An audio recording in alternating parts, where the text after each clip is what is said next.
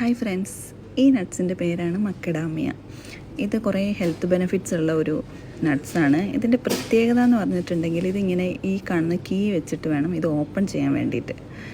എന്നിട്ട് ഇതിൻ്റെ ഒരു തൊണ്ടാണ്. ഇത് നമ്മൾ കീ വെച്ച് ഓപ്പൺ ചെയ്ത് ഇതിൻ്റെ ഉള്ളിലെ നട്ട്സ് നമ്മളെടുത്ത് കഴിക്കണം. അങ്ങനെയാണ്.